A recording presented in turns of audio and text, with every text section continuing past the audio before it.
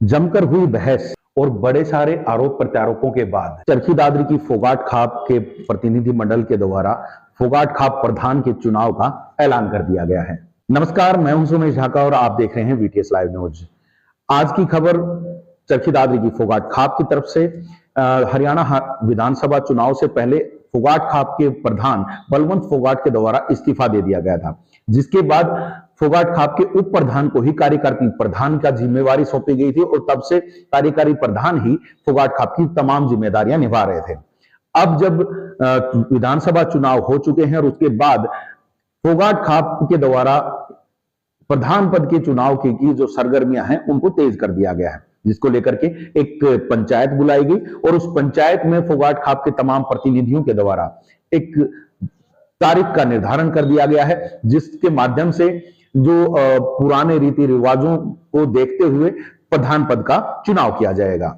आपको बता दें कि प्रधान पद के चुनाव के लिए फोगाट खाप के जो पुराने रीति रिवाज हैं उनके अनुसार फोगाट खाप का प्रधान जो है वो चरखी दादरी शहर से चुना जाना होता है और चरखी दादरी शहर के जो तमाम पाने हैं उनके तमाम लोग जो हैं वो आपस में सर्वसम्मति से या जैसे भी चुनाव करके वो एक नाम जो है फोगाट खाप के प्रतिनिधि मंडल के सामने रखेंगे और जिसके बाद अगर तमाम लोग सहमत होते हैं तो उसको प्रधान नियुक्त कर दिया जाएगा।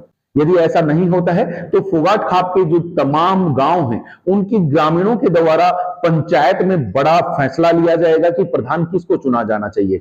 प्रधान चुनने के लिए जो तमाम प्रक्रियाएं हैं उनके लिए 1 दिसंबर की जो तारीख है वो निर्धारित की गई है।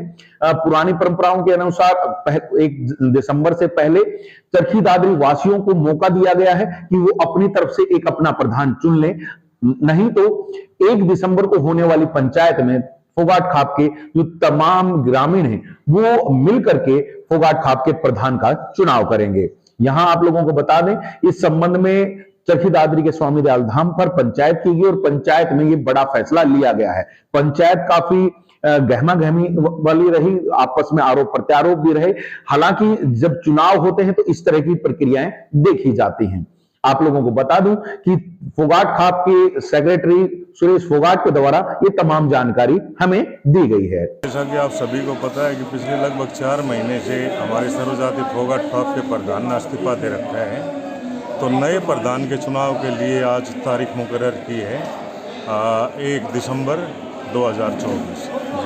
1 दिसंबर 2024 तक दादरी वालों को मौका दिया गया। अगर ये एक आदमी को चुनाव कर करके और खाप के सामने रख देते हैं तो उसी के ऊपर खाप मोहर मार देगी।